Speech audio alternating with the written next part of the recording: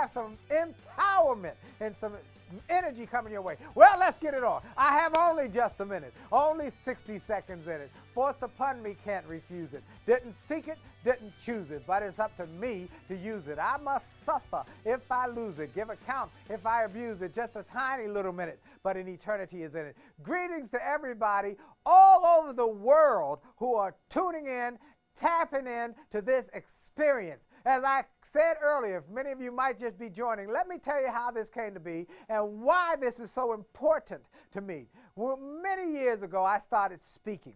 I started speaking almost 25 years ago. I was a nightclub singer who became a speaker, and I realized there was something greater inside of me than being just a broke, busted nightclub singer. So I started a process of self-development.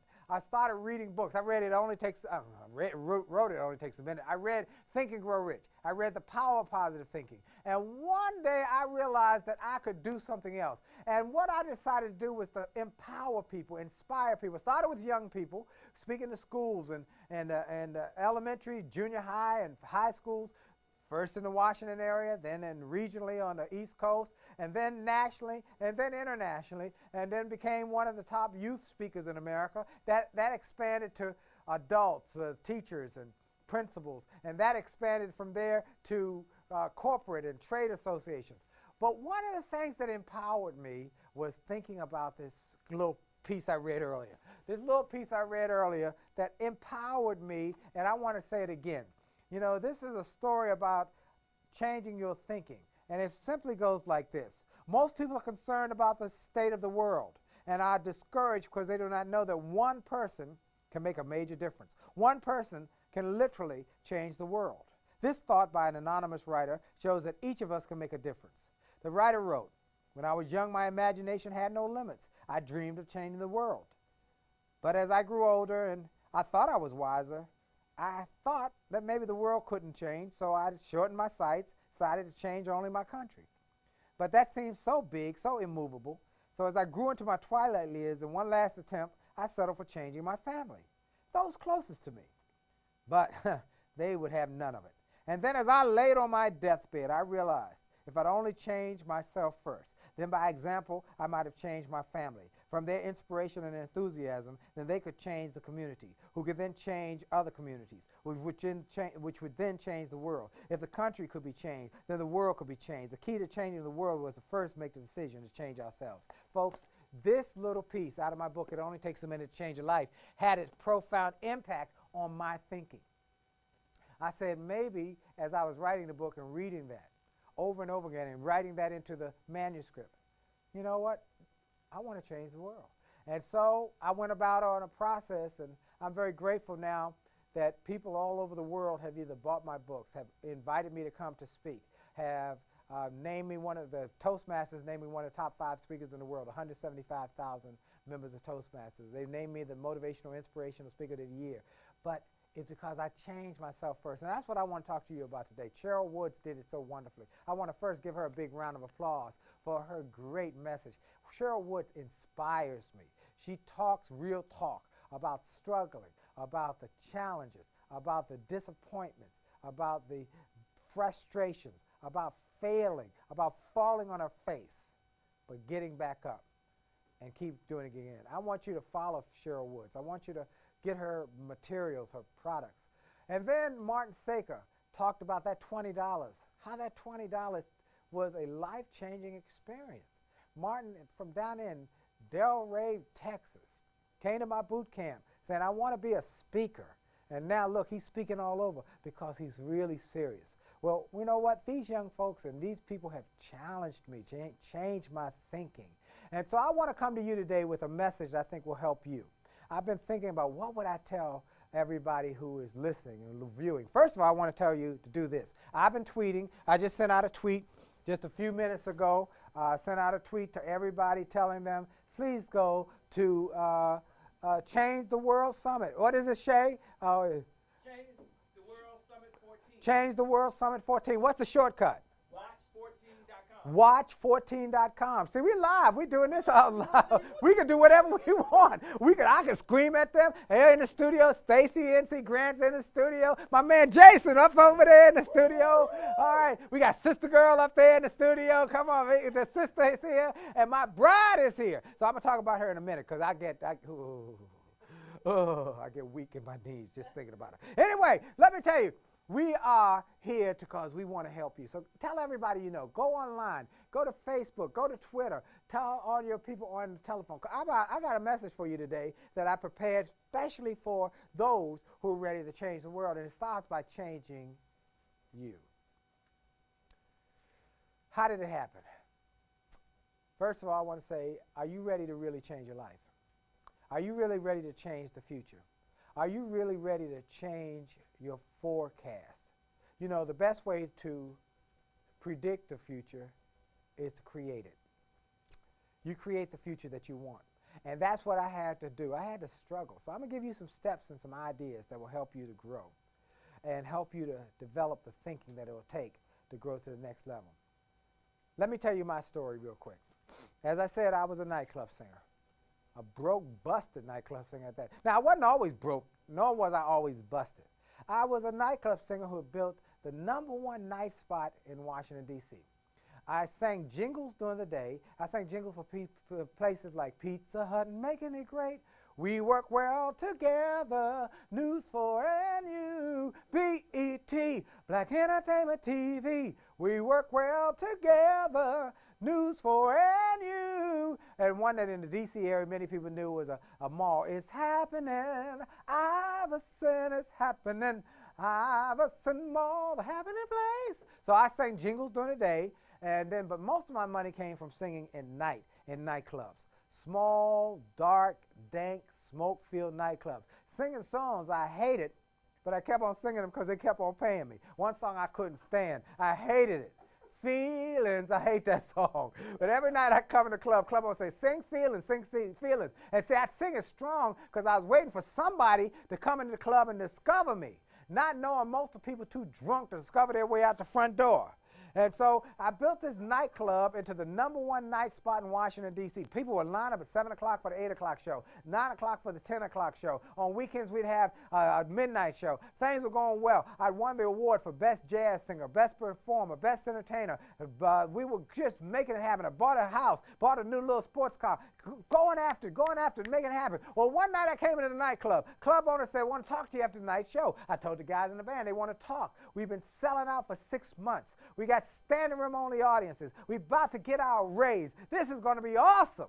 I walked in his office that night. He said, you were great. I said, thank you. The people loved you. I said, thank you. He said, we made a lot of money since you've been here. I said, yes. He said, that's why it's hard for me to tell you what I got to tell you. Now that we made a lot of money, we got to make some changes. See, the owners of the club, now we've got a lot of money, and they're trying to make more money, but the club is full. And we kind of at a standstill because the club is full. We can't get more people in here. And we got to get a better return on investment. The only way to do that with a full nightclub is to lower costs. And the only way to lower costs is the band. The bands were the biggest cost. So we're going to try something new that's going around the country that's filling up nightclubs that's a lot cheaper than a band. We bought a karaoke machine. We're going to give that a shot. I said, but what about my bills? And I learned that night nobody cares about your bills but you and the people you owe. And I went home and told my wife, my bride, I got to do something else. I took a job with the Washington, D.C. public school system as a drug prevention coordinator, talking to little kids about staying away from drugs. And it was during that year I discovered an ability I didn't know I had, to use words to communicate. For the little kids, the teachers would say, can you come to my teachers association? And from the teachers association, someone there would say, can you come to my church? And I go to their church and speak, and someone in the church would come up afterwards and say, hey, I work for Sprint, for Martin Marietta, for Verizon, for USDA, for this company, that company. Can you come and speak for our people? And I go and speak for them. And it continued to grow. And one day I'm speaking in a little teeny-weeny hotel room. Only about 12 people in the room. But the doorway was open, and down the hall that night in the big ballroom, there was going to be a big motivational rally in the big ballroom.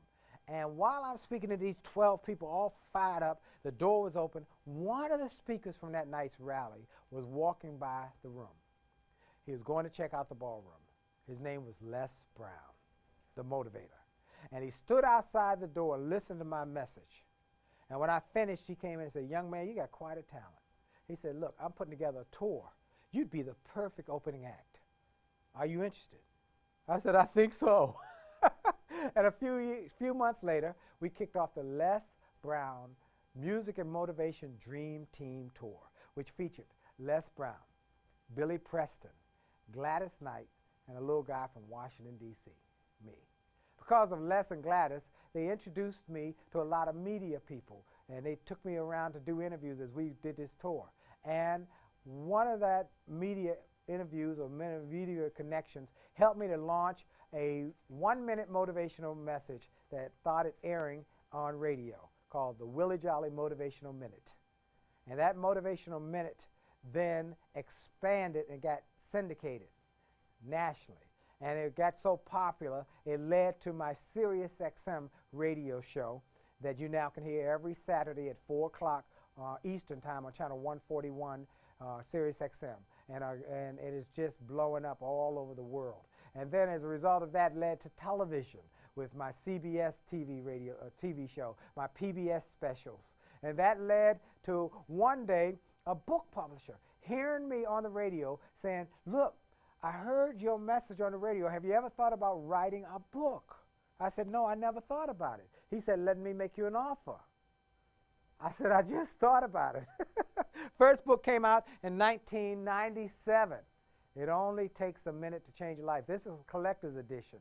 It came out in a paperback as a little book, but it became an international bestseller, almost just exploded just in terms of the response. My second book came out 1999 called A Setback is a Setup for a Comeback. This is the big one. This is the biggest book we've ever had, and it continues to sell at rates that are unbelievable. I'm grateful for all the preachers, Joel Osteen, Bishop Jakes, all of the preachers who have preached this message. A setback is a setup for a comeback. And many people say, "I didn't know that you wrote it." I didn't really care that they knew I wrote it, as long as they're buying it or they quote it, they talk about it. Because every time Joel Osteen says, "A setback, nothing but a setup for a comeback," people call me, email me and say, "Joel Osteen said it again, and he didn't say your name." I said, "That's okay. I sent him the book.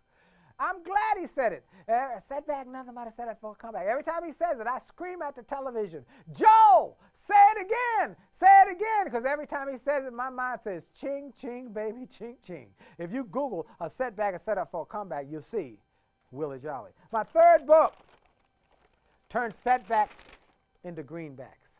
7 steps for turning these tough economic times, whether they're a economy issue or whether you just got more month than you got money. 7 steps from my Sirius XM show of people who I've interviewed who went from being broke to being billionaires, being broke to being millionaires, who have been able to do that. So turn setbacks into greenbacks. My fourth book is An Attitude of Excellence. This is the book that now is being bought up by Procter & Gamble, Marriott, Hyatt, Raytheon, Martin Marietta, just one company after another buying it for their people because it is actually 2 books in one. First book is a self-development book. The other book is an organizational development book. And of course, I realized if you want to grow your people, and I was on tour with Stephen Covey, he wrote the foreword for this. He says it's a brilliant book. But he said something, he said, you know, great companies start with great people. And so if you can help the people get greater, you can help the company get greater because great people give great service. Good people give good service. Mediocre people give mediocre service, and negative people will kill your organization. So if you want to have greater success, you start by growing your people to be greater people. And that's what we did. First one is about being successful personally so you can then transfer that into your organization. And my last book is Chicken Soup for the Christian Soul, number 2. I'm honored to be on the front cover of this book with Joyce Meyer, Tony Campola, Naomi Rhodey. This is a book that talks about the challenging times. What happens when you go through the most difficult times in your life? How do you use your faith to get through it? This talks about how in 2003, I lost my mother, my brother, and my father-in-law in 30 days. I was overwhelmed with grief, but by the grace of God, a miracle, an incredible experience happened in my life that helped me to release that grief and live my dreams again. I was struck because I was just so beaten down by grief. I was speaking in Topeka, Kansas, and I gave the whole testimony of what comes from this book. Because this book comes not only with the book, but also with a CD, so people could actually read it and hear, because they need to hear the message.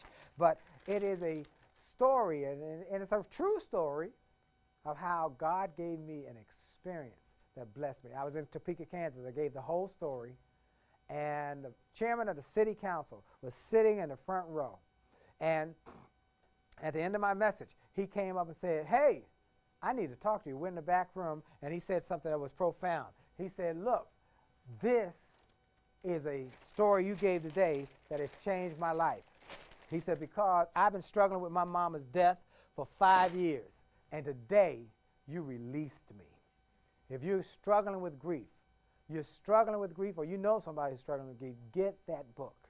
It will bless you. It will empower you. It will inspire you. What did we do from there? From there, I started writing the books. The books came out. They became bestsellers. Things started happening. Then I started getting more and more invitations to speak. And I started going literally around the world, South Africa, New Zealand, Australia, Japan, and going out to the Caribbean, all over the world, speaking and telling these messages of possibility and empowering people. And one day I'm speaking here in America in Dallas, Texas. My phone's going crazy. Urgent, urgent, urgent. What's so urgent? I wonder what's so urgent. I look. Toastmasters International needs to talk to you. What? I called my office. What? Toastmasters needs to talk to me. Yeah, Toastmasters. What is it? Why do they want? What do they need? I don't know. They say it's urgent. I call the number they give me. It's Toastmasters International, the big speaking organization. I'm not a member of Toastmasters, so I'm confused. What is it? The lady answers. I say, "Hello, this is Willie Jolley." She said, "We've been waiting for your call." I said, "Yeah, well, how can I help you?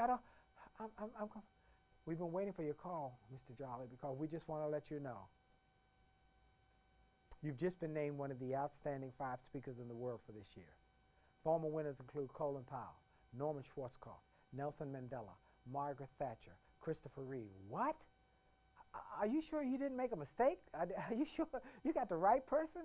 You must be mistaken. No, you're the one from Washington, D.C. Yes. Wrote the book, A Setback, Set Up for a Comeback. Yes, you're the one. But those are big dogs. I'm a little dog. They have household names. I speak to school kids and the colleges and corporations, trade associations. You're the one, though. But no, I'm surprised. What, please? How? I'm a little dog. And the lady said something I'll never forget. She said, "Let me tell you something. Little dog keep yapping loud enough and strong enough. Big dogs start to hear about you." Moral of the story, ladies and gentlemen, just think if I'd never gotten fired and replaced by the karaoke machine. It's about comebacks. It's about changing yourself to change the world. And I'm grateful for all the people now who send me notes about the Setback, Set Up for a Comeback book. All the people who read the It Only Takes a Minute to Change Your Life book. All the people who read the Chicken Soup for the Christian Soul book, who send me emails, who send me notes, handwritten notes, saying that book changed my life. I was at the Horatio Alger Awards last night. Just again, here in D.C. I'm glad I was in D.C. because I was here for this summit today, and I was able to be a guest at the Horatio Alger. For those who don't know what the Horatio Alger, it's the award ceremony of those who have overcome the greatest challenges to reach success. People who started with nothing, rags to riches stories. Members of the Horatio Alger are vast. Oprah's a member of the Horatio Alger. General Powell, Colin Powell's a member. Wally Famous Amos is a member. Last night, Jerry Jones from the Dallas Cowboys, the owner, was inducted, as well as the owner of Safe Light Glass Company, a gentleman who started Safe Light. We all know about the glass replacement, started with nothing. The president of Auto Nation, who started as a mechanic in a greasy grease monkey, as he called himself, who started as a mechanic, now is Auto Nation CEO, started as a multi-millionaire billionaire. Mary Kay Ash is a Horatio Alger winner. God bless her soul. All of these people started with nothing. Robert Schuller, Dr. Robert Schuller is a Horatio Alger winner. All these people who were rags to riches, who started with nothing, who did something. Anyway, what I learned from them is that they all started with a mindset that they were willing to fight for their dreams. They're willing to fight for their goals. They're willing to go the extra mile. And that's what I want to say, is that it starts by changing your thinking. So here's the things. I'm going to give you as much as I can in the time that I've got allotted to give you, because we got so many great speakers. My son in the speaking business is going to be following me a little later today. Delatoro McNeil, one of the hottest speakers in America. He is incredible. He had me speak at his FTX experience in September in Tampa, Florida. It was awesome. And now he's doing these seminars all over the world to help people to become better. As I said, Cheryl Wood spoke. Martin Saker spoke. Stacey N.C. Grant's going to speak today. We've got Ed Tate. I'm calling George Frazier. I'm calling my friends and saying, I need you to come. And they've been able to support me on this effort, because I want to change the world. But first, I had to change myself. Let me tell you what I had to do. And you can learn from my story and the lessons I learned. First, I was a broke, busted nightclub singer. What do? I had this bride. Oh, I told you I got to talk about my bride. I got to talk about my bride before. Because, see, one of the things that the success is, I made a real good choice in life. I married well. Yes, I did. I married well. And I'm grateful for that. My bride, she's over here. She's right over there. She's right over there on the couch. She's right there. Anyway, my bride is, we're newlyweds, by the way. Yeah, we're newlyweds. June 28th, we celebrated 28 years of marriage. And we're still going strong. We're like newlyweds even now. But I'm grateful for her. I tell people I'd crawl over broken glass for her, because she would do the same for me. And every time I'd come one of these big, outrageous, ridiculous-sounding dreams, she would support me. Folks, that was one of the keys, that you get people around you. What happens if you don't have people around you? You've got to change them. That's one of the secrets I want to tell people. You've got to help change people. One of the things was that my wife did not want to be an entrepreneur. She was supportive of me being an entrepreneur, but she did not want to be an entrepreneur because she came from a family of entrepreneurs. She saw how hard they worked, and that was her perspective. They worked hard, but you know what? They did what they loved to do. And because of that, they didn't see it as hard work. But she imagined it was that they were doing something that was hard work, and that's all they did was work. But they did what they loved. And you do what you love, you really never work a day in your life. You're doing what you love to do. Well, she didn't want to be an entrepreneur. So what I would do, when I would get a new audio tape, that was when we had cassette tapes, I would get the tape, I'd listen to maybe something by Napoleon Hill, or something by Earl Nightingale, or something by Les Brown, or by Zig Ziglar. As soon as I'd hear it, I'd go to her, and I wouldn't say to her, you need this. You better listen to it because you got a bad attitude or anything. I'd say, baby, let me tell you something. Let me tell you something. I heard this tape by Les Brown or Zig Ziglar, Earl Nightingale, and I'd like to get your opinion on it. What would you think about that? I want to hear what you think about it. And she would listen to it. And little by little, it impacted her like it impacted me. It changed her thinking. You remember this, folks. Write this one down. Your input determines your output. So you got to change your input. You got to invest in yourself. I invested initially. I started out by buying books and audios. When I couldn't afford it, I started buying it because I saw how it changed my thinking, and it started changing my actions. It started changing my deliveries and what I was expecting. It started to expand my world. It started to expand stretch my reach, and visually and mentally. And my wife changed.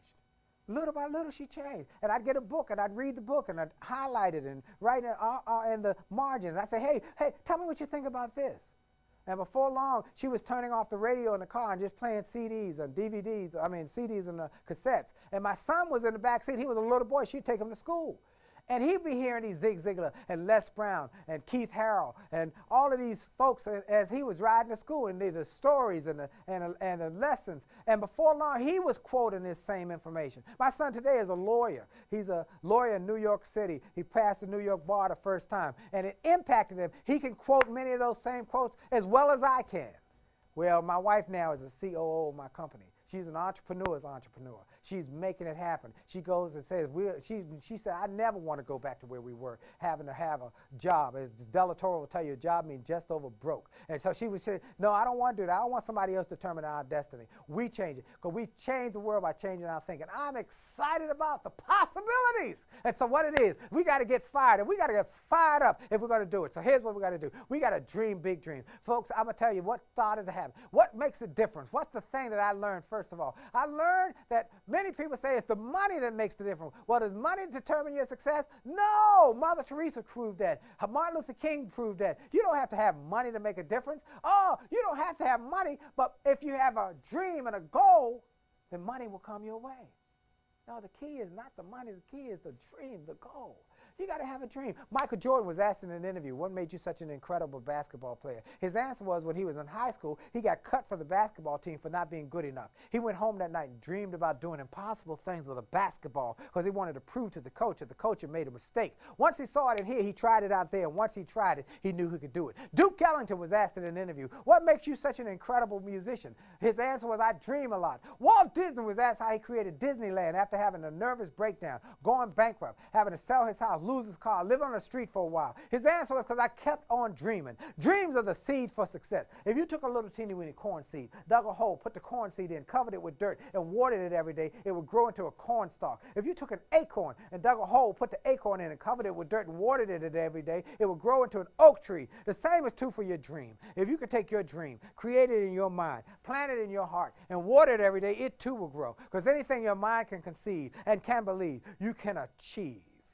But you got to water it every day. You got to water it every day. Water it every day. You got to water. I believe I can do it. I believe I can do it. I believe I can do it. You got to talk to yourself. You got to have affirmations. I believe I can do it. Oh, you know, you're going to have time when your voice on the other side of your head says, oh, no, you can't do it. You got to say, shut up. I'm telling you, I can believe I can do it. You got to look yourself in the mirror and look yourself in the eye and say, I believe I can do it. I believe I can do it. I was born for greatness. I was born for greatness. I was supposed to do this. This was what I was born to do. This was what I was put on the planet to do. I got to do it. And when you get a belief system that says you can do it, then everything starts to shift. And so you got to keep saying. But then when you start, you say it every day, it'll start to burst and bloom and blossom and grow through and burst through the ground. Your dream will start to, but then you got to be concerned about the weeds that'll crop up all around your dream and start to choke it, kill it, strangle it.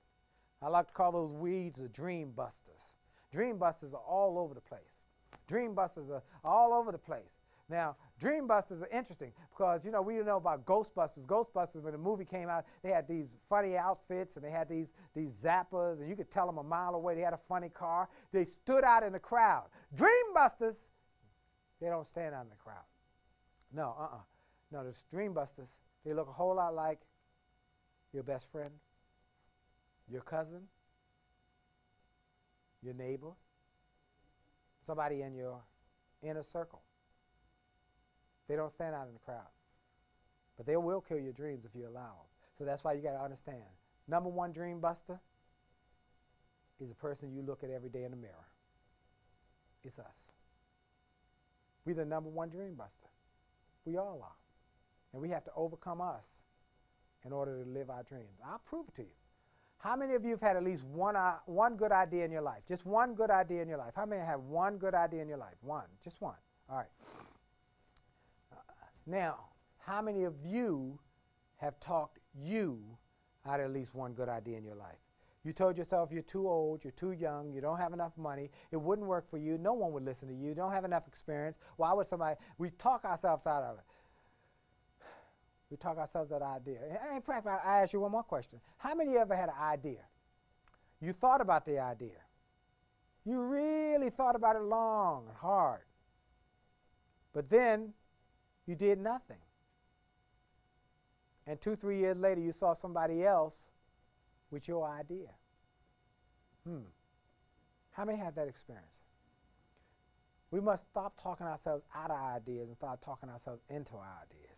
I love what Cheryl Wood said. She said, you know, she wanted to rent a stadium or an arena to do her message. And you know, Les Brown didn't come along. Tony Robbins didn't come looking for her.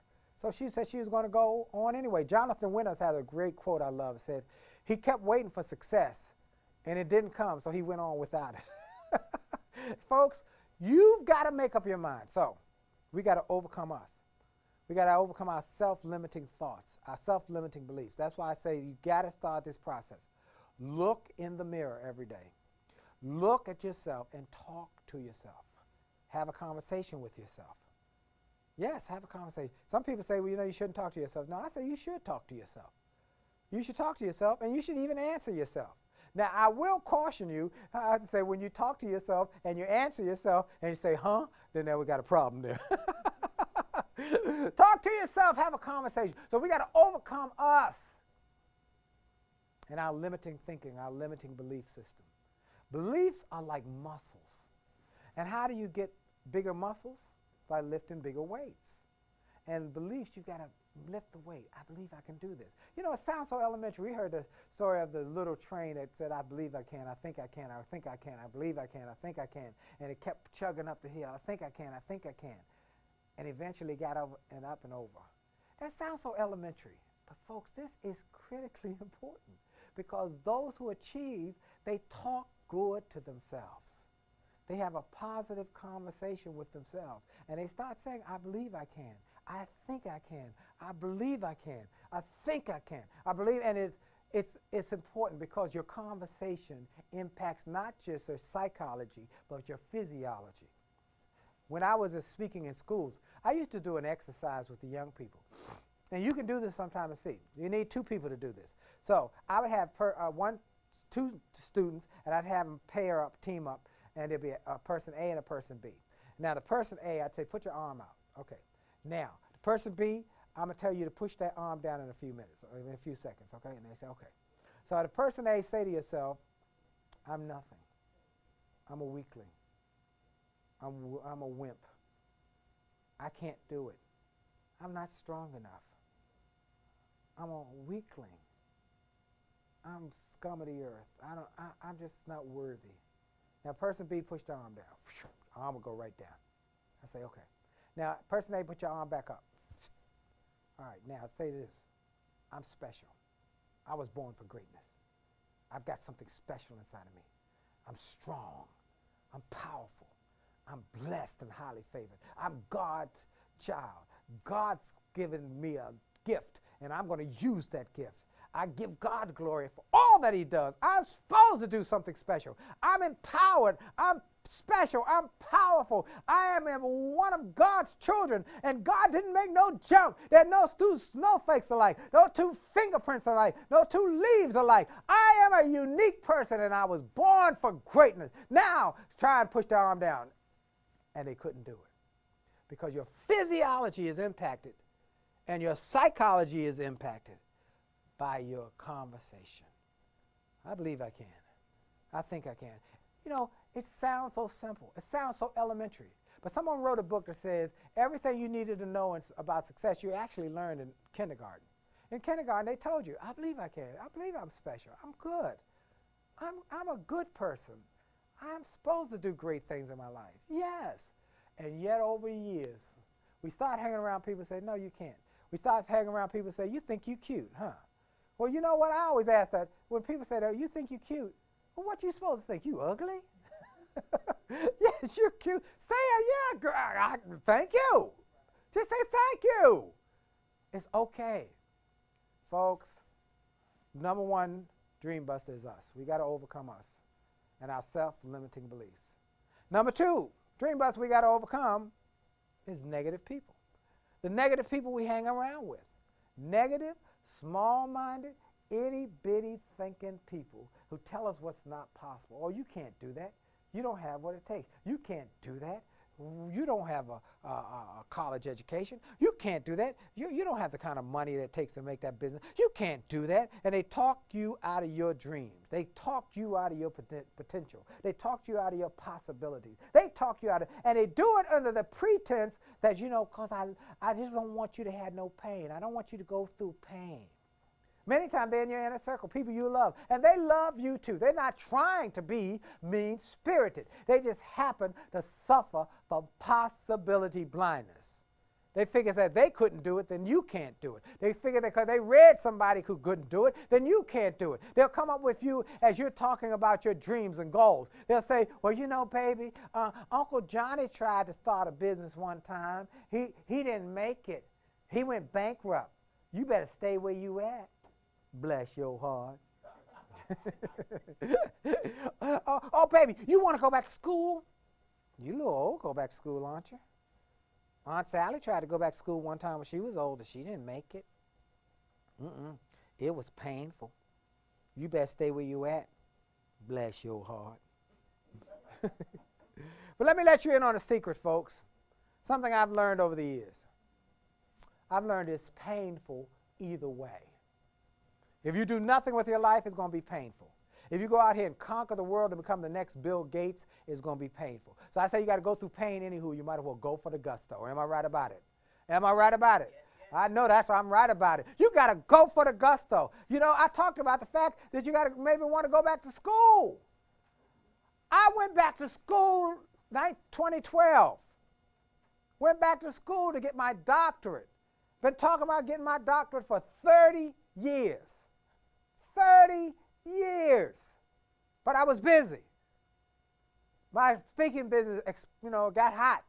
I'm all over the country. I'm all around the world. My books are happening. My television shows are happening. I can't go back to school. I can't stop right now and go back to school. But I decided I was going to go back to school. The opportunity arose, and I took advantage of it, and I went back to school. Let me tell you how the opportunity arose. I was speaking for the $1 Million Roundtable. And the $1 Million Roundtable, in fact, you go to my website, williejolly.com, or go on YouTube, you can actually see excerpts from my speech at the $1 Million Roundtable. Some say it was one of the top speeches ever at $1 Million Roundtable. Anyway, I'm very grateful for the opportunity to speak at the $1 Million Roundtable. It's the highest level financial industry platform in the world.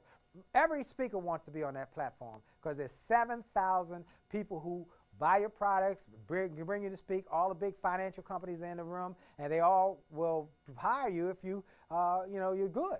Well, it's a big platform. Well, it's going to be this time. Every year it's in a different part of the world. This time it was going to be in America, and it was going to be at the Anaheim Convention Center in Anaheim, California. And I said, okay, great. They invite me to speak. I'm excited.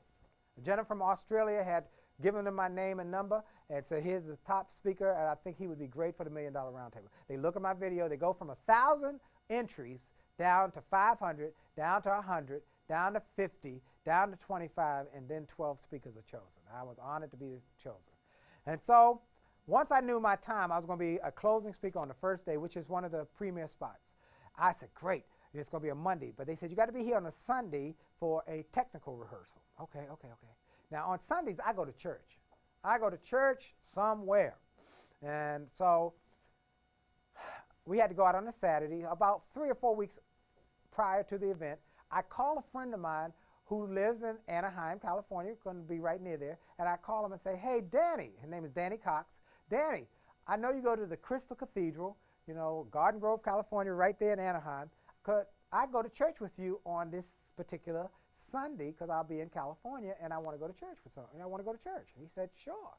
So he said, let me call and tell them we're going to have a guest with me so we can get some good seats because it gets crowded. I said, great. He called me back about 10 minutes later and said, look, I called the Crystal Cathedral, told them I had a guest. They said, great. And they said, we'll get you some seats. Who's the guest? They said, Willie Jolley. They said, the speaker, Willie Jolley? Yeah. Oh, wow. Do you think he would speak that Sunday morning? He said, I'm sure he would. Let me call him. I said, really? They said, yeah. Bobby Schuler, who's the pastor, is going to be out of town that day, and they were in need of a guest speaker. And would you be the guest speaker? I said, sure. I'd be happy to. Well, I spoke that Sunday morning for both services, 9:30 and 11 o'clock service. And a couple days later, I get a call from the president of the California Graduate School of Theology. He says, Willie Jolley, I heard you speak at the Crystal Cathedral. I was in the audience. You were outstanding. Yeah, awesome. One of the best messages I've ever heard. He said, would you be, oh, by the way, you can go see that message at jollygoodnews.org. Jollygoodnews.org. It's absolutely free. We give that message and a few others from churches and from faith-based places.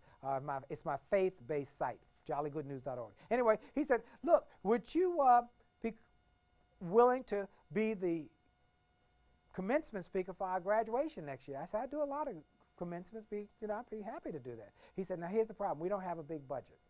And so we know you're not a cheap speaker, and we'd like to have you come, but we can't afford you. I said, well, I understand that. He said, now here's what we want to offer you.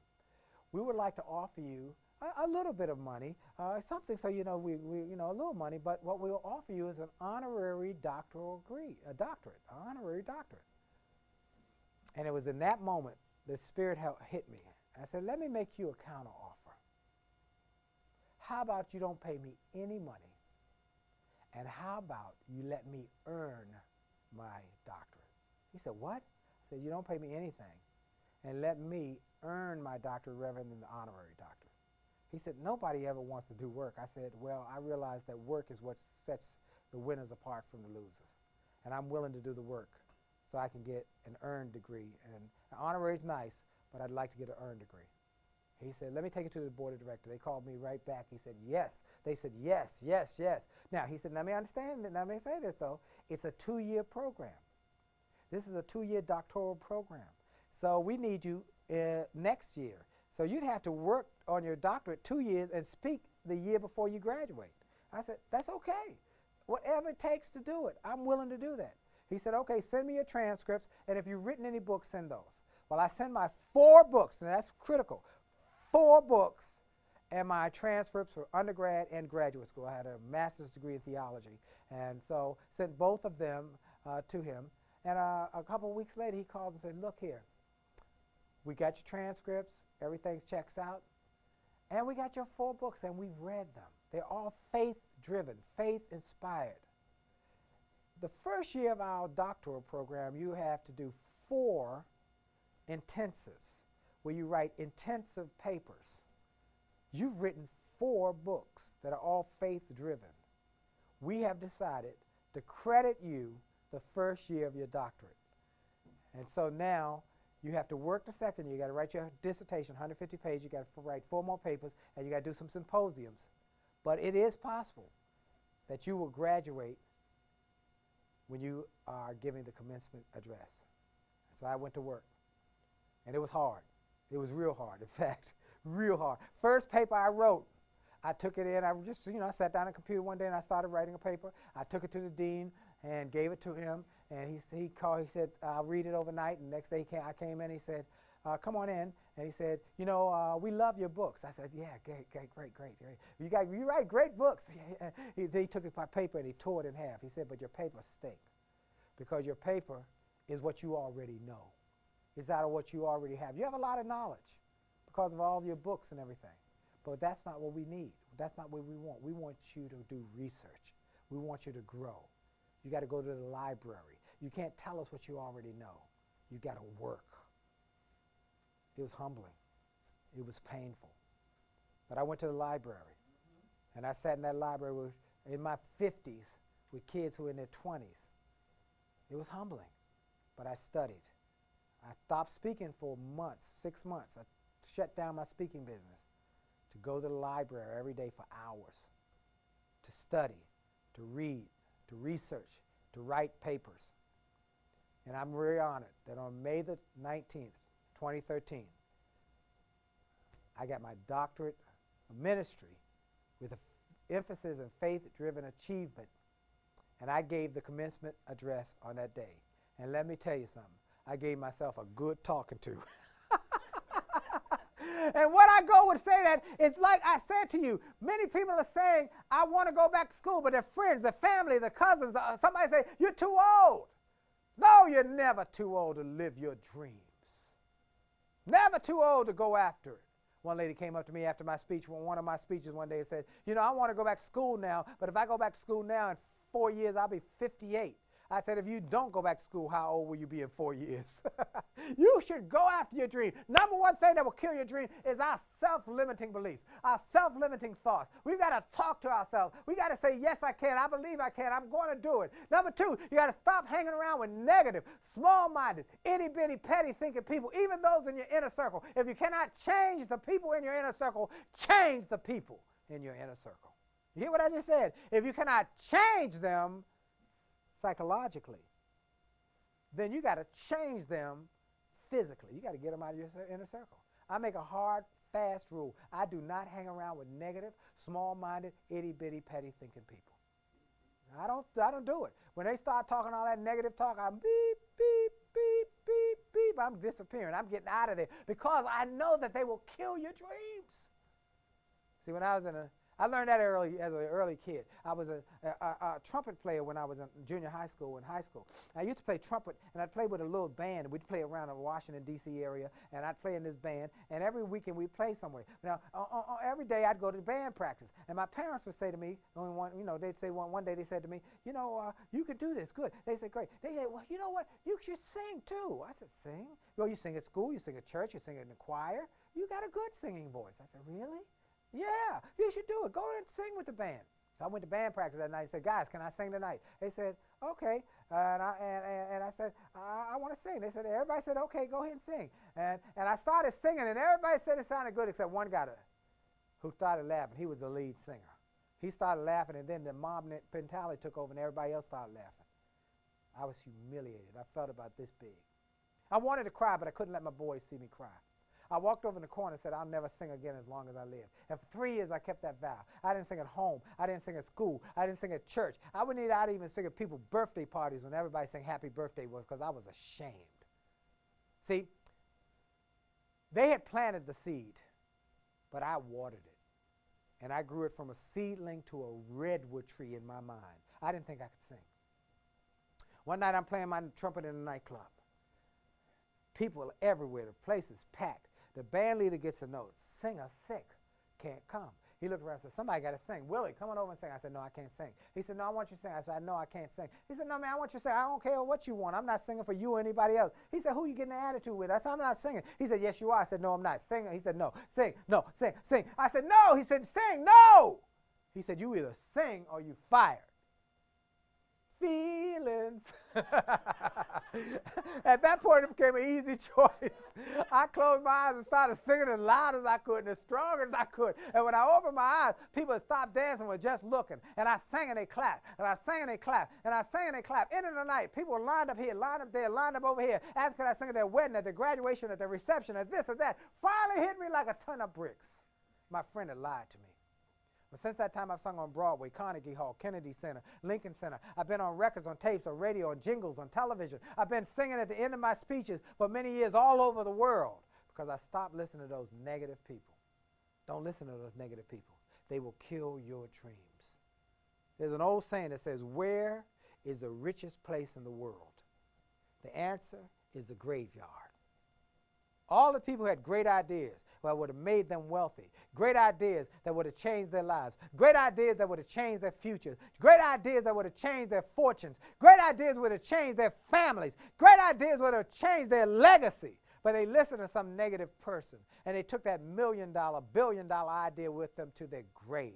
Their best song unsung, their best invention undone, their best book unwritten, their best speech never given, because they listened to some negative person and they didn't live their dreams. I'm glad today we got some speakers who listen to their dreams, who listen to their goals, who listen to that inner voice, and they didn't listen to all the negative naysayers. Let me tell you something I found out about naysayers. In fact, it's in my book. It only takes a minute to change your life. In my book, I love this little piece from my friend James Anthony Carter. James Anthony Carter is one of the guys who inspired me when I first got started speaking. He says, today's motivation is minute from my tape series of James Anthony Carter, The Unstoppable Visionary. Mr. Carter states, creativity and living are not without their difficulties. The unfortunate thing about having a dream is that nobody believes in it initially but you. But when the dream comes true, they'll all say, oh, it was obvious all the time. This being the case, you have two choices in life. Listen to the naysayers or follow your dream. Since you are listening to this motivational minute, since you are reading this book, you have taken a step toward your dream. You have chosen to be different. You have chosen to be yourself. And in choosing to be yourself, you have chosen to do that which God meant for you to do. Friends, dream big dreams, think big thoughts, and do the impossible. Robert F. Kennedy said it so well when he said, some men see things as they are and ask why. I dream things never were and ask Why not? I ask you to dream the big, the incredible, the impossible dream. Don't think inferior thoughts. Think incredible thoughts. Folks, I want you to dream. And then I want you to take action on those dreams. First, you got to dream big dreams. You got to stay away from negative people. And then you got to stay away from the third dream buster is that fear. Fear. Where fear becomes bigger than your faith. It will kill your dreams. Let me tell you, psychologists have proven, I have a degree in psychology, psychologists have proven that there are only two fears that are innate, that you were born with. The fear of falling and the fear of loud noises. Those are the two innate fears. Every other fear is a learned behavior. Fear of snakes, learned behavior. Fear of darkness, learned behavior. Fear of heights, learned behavior. Fear of failure, learned behavior. Fear of success, fear of rejection, learned behaviors. You either overcome your fears or your fears will overcome you. How do you overcome your fear? You must identify your fear and then move toward it. Move toward it. Step toward it. Start moving toward that which you fear most. And say, I'm not going to let you stop me from living my dreams. And believe that it's possible. My son and I were driving one day, and he was a little fella then. And we were riding by the school. I had just left my job at the school system. And he said, Dad, isn't that where you work? I said, I used to work there, son. But I quit. He said, you quit? You quit? Yeah, I quit. He said, Dad, I don't understand. I said, well, I was afraid, but I decided to live my dreams. And so I quit. But then it was interesting. He had a big tear well up in his eye. And he said, but Dad, you told me never to quit, never to give up. But you quit. And I pulled the car over to the side. I pulled out a handkerchief. And I pulled out my handkerchief out of my pocket. And I dabbed the tear in his eye. And I said, son, I want to teach you a life lesson right now. And I don't want you to ever forget this.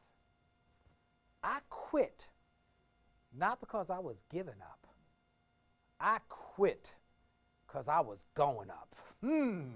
Folks, sometimes you got to quit those things that keep you down. Quit those things that keep you bound. Quit those things that make you frown. You got to quit those things that have limited you. You got to overcome your fears and say, no, I'm not accepting that. Never again. I'm not going back. You got to be willing to quit and overcome your fears and live your faith. I quit those fearful thinking activities. I quit those limited thinking mindset consistent programs. I quit them and I embraced my faith that God made me to do something special. See, I believe in my doctorate I wrote that God's gift to you is life. Your gift to God is what you do with your life. And you should do something exceptional with your life. My new book coming out this year is based on my dissertation. My dissertation is The New Theology of Achievement. The New Theology of Achievement. And a book that's going to be a part of that process is called Work Hard, Work Smart, Trust God. You got to work, folks. I am not of the theology or the mindset that if you just pray long enough, everything will drop in your lap. I believe that you got to pray long and hard and strong. You got to pray like it all depends on God. But then you must get up and go to work and work like it all depends on you. When your prayer and your performance are equal, then you achieve at another level. Woo! Come on, somebody. Woo!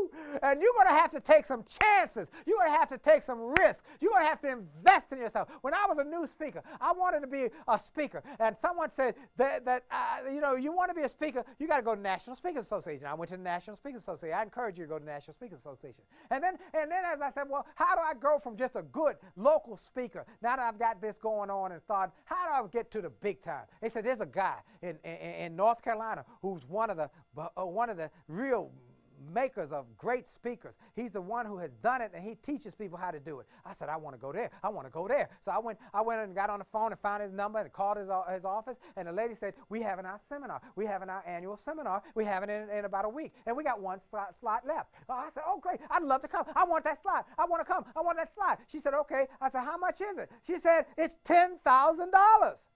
I said, I think I'll learn this stuff at home. I didn't want to go pay $10,000. I couldn't afford $10,000. $10,000 for a couple days? What? That's a heavy price. But then I thought about something I had read one time. Y'all better make sure you get this. I read somewhere there's a price for success, but there's a cost for not doing what it takes to be a success. Good God. There's a price, but there's a cost. Now, there's a price, $10,000. But the cost of not taking a risk and investing in myself was greater than the price. See, I was only $10,000, but what would I lose? The cost is what I would lose, the time I would lose. I called her back. I said, ma'am, I'm coming. Put me down. I'll be there. I'm sending you the money as soon as I can get it together.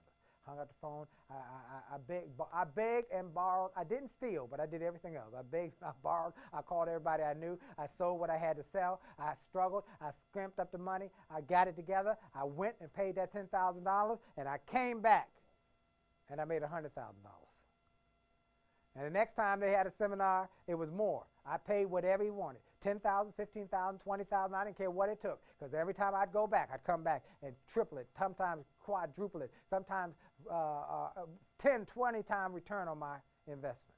Folks, you got to invest in yourself. You got to be willing to pay not just the price, but remember the cost, what it takes. And so I decided to overcome me, overcome my fears.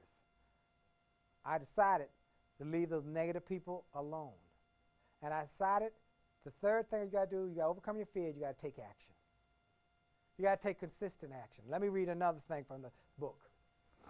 It only takes a minute to change your life. In the book, on page 51, for those who have the book, if you don't, you can go get a copy of, it's on Kindle, it's on. Now, if you want an autographed copy, you got to get it from my office. And I recommend you get the autographed collector's edition copy because you can't buy these in stores. In fact, I don't think you can get the book in stores now. We're trying to now get the rights back so we can put it in new versions so that we can get it back from the publisher. 10 steps to make this the best year of your life. And I love this little quote from one of the people who read it. Let's see, where's this gentleman's quote? He said, Paul Nellis, I'm taking a few minutes to let you know that your book changed my level of motivation and determination about my whole life. I am now an addict to the 10 steps you talk about on page 51 that will help you achieve your dreams. The energy I'm getting from these steps is tremendous in fueling my actions daily. I have increased my business threefold since I started reading and using this method. This stuff works, folks. It works if you work it. Step number 1, decide what you want. Decide what you want. How are you going to have a dream come true if you don't have a dream? Number 2, write it down and be specific. Don't just say you want to be rich. What's rich? What's rich? One man's ceiling is another man's floor. Okay? One person make $1 million this year, they're ecstatic. Another make $1 million, they're in bankruptcy. Decide what you want and be specific. Write it down. Number 3, read your goals 3 times a day. How many of you have written goals? If you don't have written goals, you got to write them down. You got to write your goals down. And you got to write your goals and read them. Read them. Remind yourself what it is you're trying to achieve, because there are all sorts of distractions in life. There's distractions in life every day, every moment. You're being distracted. So you've got to write your goals down. Scripture says, write the vision, make it plain, that he that reads it may run the race. Number 4, set the date of accomplishment. If you do not set a date, you will procrastinate. You must set the date of accomplishment. Procrastination, the biggest nation in the world. Number 5, think. Operative word. Think of it often. Most people don't take time out to think. That mentor I told you about, I paid $10,000 to go to. He said something to me. He said every morning what he would do is get a cup of coffee and sit down in front of his fireplace, and he would just think for about 20 minutes with a pad next to him, and let the ideas pour out. Just let them pour out. Just think, what am I trying to achieve? What are my goals? He read the goals first, and then he think how he's going to achieve it. Do it every day, 20 minutes. Just sit down every morning. And I started doing that. And now I go to the gym. After I go there, and I get even more ideas. So I say, take time to think. Most people don't take time to think because they're busy. They get up from their busy here, they go there, they got to do this, got to do this, and they're busy all day. And that's what we all do. We're all busy.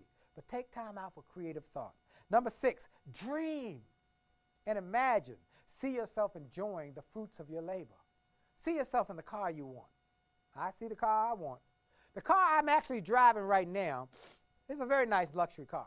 I saw the car before I got it.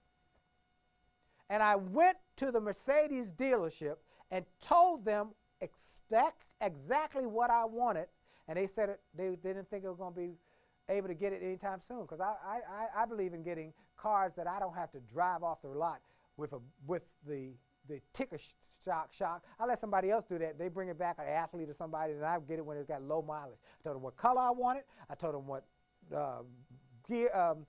cylinders I wanted, and I told them what bells and whistles I wanted. They said, "Oh my, what you want it has to be made at the factory. I don't think that's going to come." And the color you want, you might get it, but not. I said, "I want this color. And when you get it, call me." And they said, "You'll be waiting a long time." About a month later, I got a call from the Mercedes dealer. He said, "You're not going to believe it." I said, "Yes, I will believe it, because that's what I'm speaking. That's what I'm expecting. That's what I'm believing. And that's what I am desiring and have put it into the universe. I've talked to God about it, and I've said, this is what I want." So what do you got? He said, it just rolled in here. Low mileage, like nobody ever drove it. Exactly what you want. I said, "I'll be right over." Went over, got it, done. Folks, decide and dream and imagine and see yourself enjoying it. See yourself in a house you want. See yourself giving your parents a cruise to thank them for their commitment to you. See yourself giving someone who blessed you in life a cruise. See yourself giving a scholarship. See yourself giving your church a big tithe check. See yourself doing those things that you've always dreamed about. Number 7, develop a plan of action. Once you get the goal, once you get the dream, then you got to set a plan. Put a plan of action, because you got to get a plan. Number 8, do 3 things every day toward your goal. 3 things every day toward your goal. 3 things. Write a letter. Make a phone call. Ask someone for help. 3 things done consistently are better than 100 things done inconsistently. Do 3 things every day. Just 3 things toward your goal. 3 things. Every day I make 3 things happen in my life. And I was talking to my friend Mark Victor Hansen, who wrote one of the forewords, or one of the quotes for this book, from Chicken Soup for the Soul. And they know that interesting about them. Chicken Soup for the Soul. These guys were broke and busted. They had gone through bankruptcy. Mark had gone through bankruptcy. He also, as I said, I was at the Horatio Alger Awards last night. He's a Horatio Alger winner. He went from rags to riches. But let me tell you what he did. He was broke, he was busted, he was bankrupt. But he put together an idea with another guy named Jack Canfield. They said, we're going to put together a book of stories called Chicken Soup for the Soul to make people feel better. And he said, what I'm going to do is we're going to do this. And they went to publishers and tried to talk to publishers. 33 publishers told him no, rejected him. 33 publishers told him it wasn't going to be possible. 33. But they kept going. Finally, one publisher said, okay, but we can't give you an advance. They said, no problem. And then they did 3 things every day to make it happen. 3 things every day to make it happen. And let me tell you, folks, Chicken Soup for the Soul went on to become the #1 book franchise in the world. Wow. They both made $1 million+ a year over the last 10 years because of that book. 3 things done every day is better than 100 things. Number 10. Number 9, stay positive. Hard to stay positive in a negative world. Hard to stay positive in a negative world. You got to. That's why I say read something positive every morning. Go to my Facebook page, Willie Jolley. I put a motivational minute just for you every morning to keep you positive. If you're in Washington, listen to WHUR every morning right before Steve Harvey. If you're not in Washington, go to WHUR.com. And soon you'll be seeing it on television, daily message. Go to jollygoodnews.org. We're going to start putting a daily message there, a video message. In about 2 weeks, you'll be seeing it every morning. And an app. We're going to create an app so you can get a positive message from me every day. Would that be good? Is that good or good? Okay? That's good or good. Every day you get a positive message from me. I'm telling you, folks, I want you to change the world, so we're going to give you things that help you do it. Positive. Stay positive. And number 10, act as though you've achieved it. Sometimes you got to fake it till you make it. So what we got for you today, I want to help you get there. I want to help you get there. We've got 2 things, a couple things I want to give you. You know, last time we created a bag of my books. So we decided to come back with the Willie Jolley bag, all my books. The books are $135 total. But you get them today for $97. You get them for $97, all 5 books. And I told you about the $1 Million Roundtable message. I throw that in. That's a $40 DVD. I'm throwing that in. For $97, you get all 5 books. The $1 Million Roundtable, they say, is the best speech they've had in 30 years at the $1 Million Roundtable. I thought that. Oh, here's my man over there. Jason, you want this?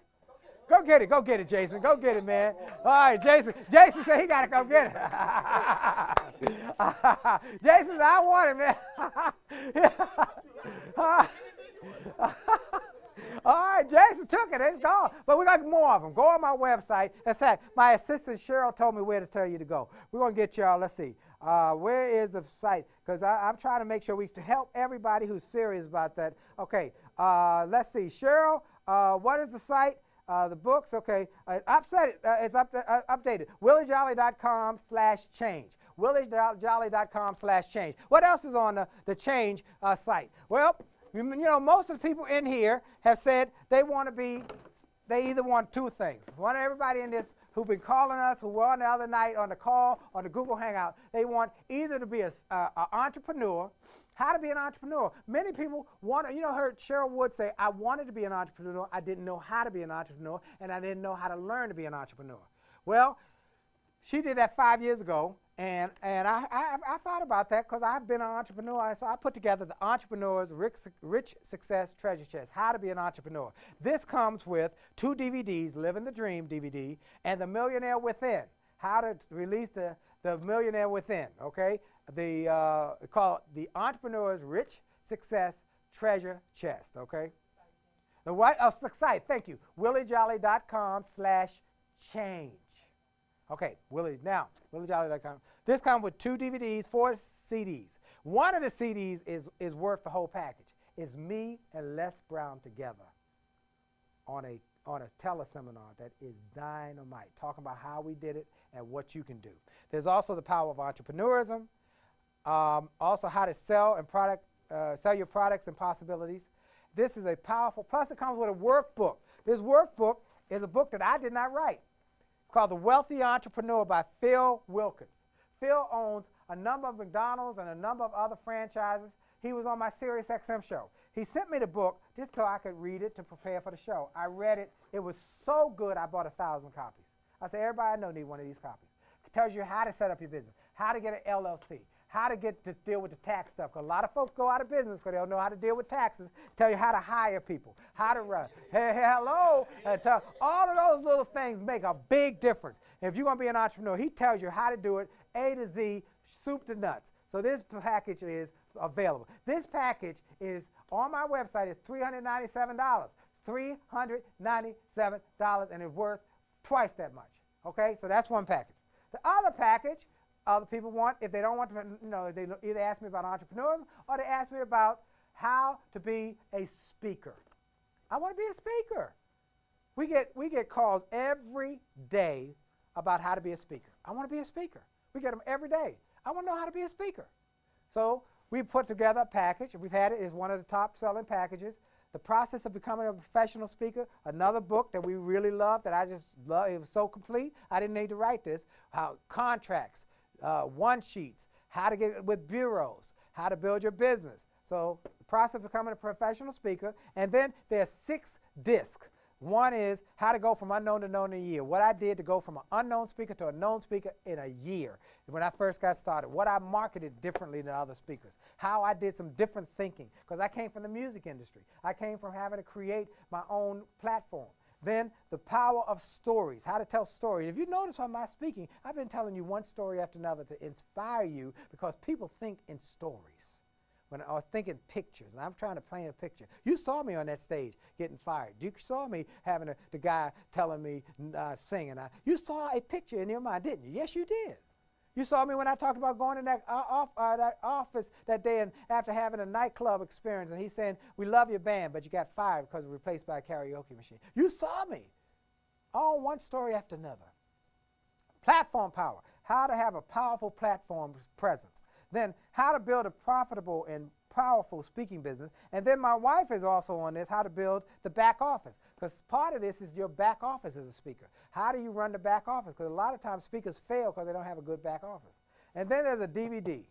One DVD in here called How to Be Memorable, Magical, and Motivational. It was me speaking at the World Convention of Toastmasters International. Thousands of people. And I'm very honored, the year before me, Anthony Robbins spoke, and in my year, I doubled the sales of tapes, because my message talked about the struggles and how you overcome them. Now, this also is $3.97.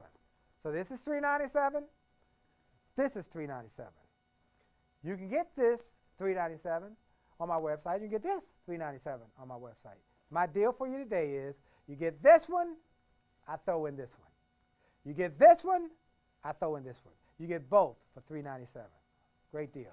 No, great deal. Last deal I want to give you is our Wow Box. Now, everybody always asks about the box. They want that Wow Box. Wow! This is a Wow Box. This is all my books in the bag that Jason got. I'm assigning for you, Jason, okay? All right. Then The Will to Win. The How to Double Your Business in a Year from Live in Australia, the $1 Million Roundtable, and then in the Wow Box is the Success Box. Woo, baby! You got a box in a box, and in this box is more stuff. We got stuff. You got all 5 books in there. You got the audio books. So for those who like to drive and listen, you got both audio books. You got my faith messages from churches where I speak and sing at churches. You got my jazz, gospel music, motivational music album. You got the money-making music and motivation package with 3 discs, motivational music disc. If you like the song Happy, you're gonna love my song Gotta Keep Kicking. They're right out of the same genre. You're gonna hear it on the radio soon. You got the music. You got The Impossible Dream, If You Believe, music that will inspire you. Black Enterprise called it the most powerful music CD they'd heard for motivation. And then you got a CD of my motivational minutes from WHUR, 62 of them. And then you get a DVD with a bunch of things, me speaking, me singing, me and Gladys Knight doing a duet, and a book. Then you also get a DVD of my youth video, my #1 selling product of my youth video, because we got so many people who say, I've got children at home, or I've got nephews and nieces, or I've got relatives, and their kids are driving people crazy. They need some motivation. I've got the #1 selling youth motivational package in America, and that comes with a book. All of this in this box. This box by itself is $300. And then, of course, you get in this box, you get these other DVDs, and all of this stuff, and you get these all. So this is $397. That's what, $800 basically. And then you got $300, $1,100, plus you got more disc in here. That's the total of this package is $1,374. Okay, today is specially priced. All of the above, everything here, for $797. And you can do it in 2 payments. So, price of these 2 things together, you got everything. Okay. You got everything. So get that. It's on my website, williejolly.com/change. But I'm going to sweeten the deal because this ain't sweet enough yet. I'm going to sweeten the deal. If you were on our Google Hangout the other night, that Trey and that Trevor, them boys, they always got some new thing, and they shock you with it. They surprise you. But I realized how many people were blessed by what they did. I was surprised. They did something when Martin Secker did his $20 piece. They showed a picture of $20. They said, who got $20? And all these people all over the world started shaking $20. He said, anybody, the first 10 people who put their $20 on the table and go to the Willie Jolley's website. I didn't even have a site made for. We had to make it the next day. But a site that they would get one question answered by me. I'll call them, and they have a question. Whatever they wanted to ask, they get a free coaching. Whatever question you want, I would answer it. Woo! And people jumped on that, and let me tell you, I have had more people who have sent me text message, emails, thank you, you changed my life. That was I didn't know what to do. One gentleman, I had to tell this story. He's working at a car dealership. He works 10 to 12 hours a day, 7 days a week. And he said, all I want, Brother Jolley, I don't know what to do. All I want to do is be able to spend time with my children, spend time with my wife, and I can't, and I don't know what to do. And I coached him through with a number of strategies so that he could start to take control over his destiny. And let me tell you, he flipped out. He was almost in tears by the time we finished. One question that changed his life. Okay? So I'm saying to you, you've got to go for it. So I'm going to give you a lot of free stuff. You got the box. The box is $7.97. Get it now. 2 payments, you can get it. You got the 2 packages. You get one, you get the other one free. You got the book bag, the bag of books. All right? And here's the gift. But if you get the box, not if you get the bag of books, but you get the box, my coaching sessions are $500 for a 1-hour coaching. $500. You get the box, I'm going to throw in a 30-minute coaching session with you. Whoever does it. You get the box, I'm throwing in a coaching session with you. Well, I'm going to call you. As long as if I can't call you, I'll give you a Skype call with you if you're overseas, because we know people around the world. But I'll find a time, we'll schedule a time, and I'll do a 30-minute coaching with you to help you get what you need to go. Again, what I'm trying to do is take this long road that I have done over these last 24 years, and almost 25 years now, and give you a shortcut. So you don't have to go through the potholes, the bumps, the bruises. You're going to have to go through some anyway. That's life. But I was trying to help you avoid some. Life says you got to go through some, see how serious you are. All right? So we talked about a lot of things. I got to get ready to go because Della Toro is on. Getting ready, man. That Della Toro getting ready to fire up. So let me close with this. I can't close without, Shay will not let me close without the story. I don't care what happens. I said, I wasn't going to tell a story, but if I try to get out of here without telling the story, then I know it's not going to work. Let me give you the last few things. I'm very excited about our last couple things. Remember, williejolly.com/change. williejolly.com/change. Another thing I want you to go to is williejolly.com/speaking basics. williejolly.com/speaking basics.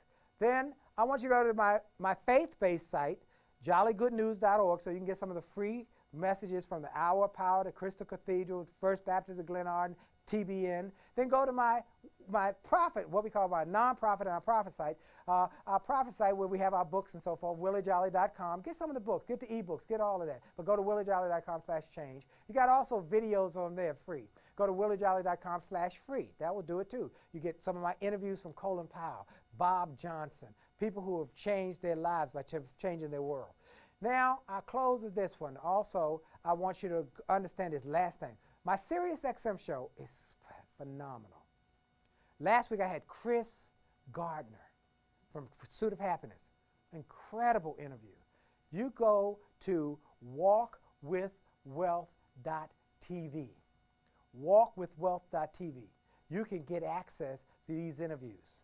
And you can get a way where you can get one every week for a year. You can become part of our network of people who really want to commit. Let me tell you why we did this. I told you a lot of my friends are Horatio Algiers. One of them is Nido Cobain, one of the wealthiest men in America.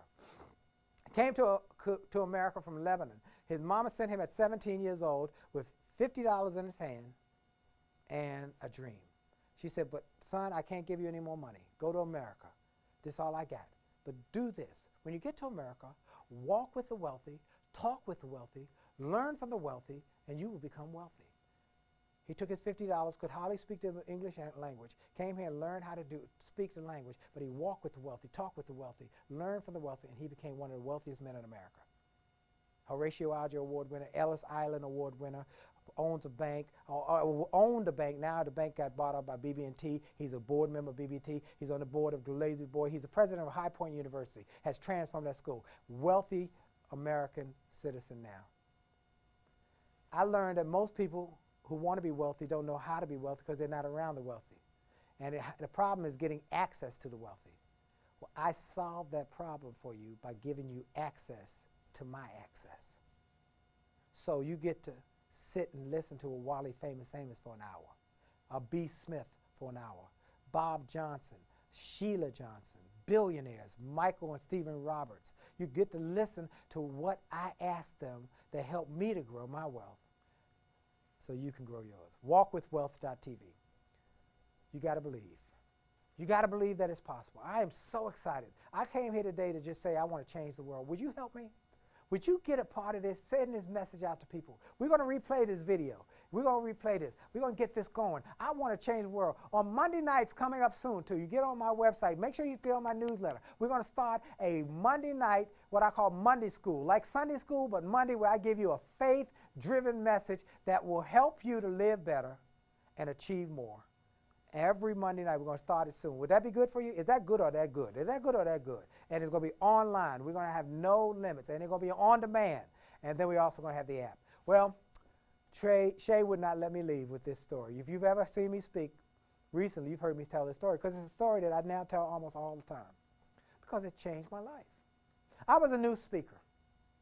I had no books, no tapes, no radio, no television, no credentials to be a speaker. All I had was a desire to inspire people, struggling to keep the lights on, struggling to keep the phones on, begging people not to turn off my electric. I'd go down there and say, please don't turn off my electric. Give me a couple more days. I need you. It was hard. Being a new speaker was new.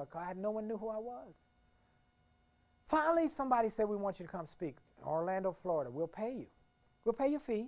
We like what you've said on the phone. I said, great. I went to Orlando, Florida. I gave the speech. They gave me a standing ovation. I was ecstatic. Then they gave me my check. I was ecstatic. I looked at that check. Must have felt like an hour, but it was probably just a couple minutes. I just, I got paid. I got paid. I put the check in my pocket, finished meeting and greeting people. We went on to the airport to fly back to D.C. Got to the airport feeling good. Got on that plane feeling good. Got in my seat feeling good. Sat back feeling good. About halfway through the flight, I said, I'm going to get that check out one more time and look at it a second time because I want to get that thrill one more time. I look at it a second time, and I got depressed because that money was already allocated. It was gone. Anybody ever got to the bank before you get to the bank, the check is gone, the money gone? I started having a pity party with myself right there in B-22. An older gentleman across the aisle must have sensed I was struggling. He must have heard me grunting and groaning. So he struck up a conversation with me. He talked for a few minutes. He told me he was a minister. He talked every day in a different city about health and wealth. He lectured every day in a different city. I said, you fly every day? Yeah. He said, yes, I do. I said, wow, that's amazing. And then we talked for a few more minutes. Then he asked me a question that changed my life. He said, young man, how old do you think I am? I looked him up and down. I said, sir, I think you're about 60. He smiled. He took off his glasses. He looked me dead in the eye. He said, young man, I'm 88 years old. I'm 88, and my best is yet to come. In that moment, everything shifted in my mind because an 88-year-old man could have the optimism to believe that his best days were in front of him and not behind him. What did I have to whine and cry and complain about? And I went home with a new attitude, a new determination. I had made up my mind. It's time to do something different. I got on the phone and started making sales calls. And people would say no, I'd say next. They hang up in my face, get out of here. I'd say, thank you, you're not the right one. 20 years have gone by. I've been inducted in the Speaker Hall of Fame. I've been named one of the outstanding 5 speakers in the world. I've been named top 5 leadership speakers in America. I've been named one of the top motivational speakers in the world by Toastmasters International, International Speaker of the Year. But that's just the tip of the iceberg, the television, radio, tip of the iceberg, books and tape, tip of the iceberg of what's yet to come. And I came here to say to you, without a question in my mind, your best is yet to come. Your best is yet to come. Your best is yet to come. You have just a minute. Only just a minute, only 60 seconds in it. Forced upon me, can't refer. Didn't seek it, didn't choose it. But it's up to you to use it. You must suffer if you lose it. Give account if you abuse it. Just a tiny little minute. But your eternities are all wrapped up in it. It's been a privilege and a pleasure to be on stage with you. We've got more speakers coming. This is our Change the World Summit kickoff. I'm honored that you would join us. Tell your friends, the best is still yet to come. I don't consider myself to be the best of the day. We got lots more to come. But I want you to know, I love you, I'm thankful for you, and your best is yet to come. God bless you. Have a great day.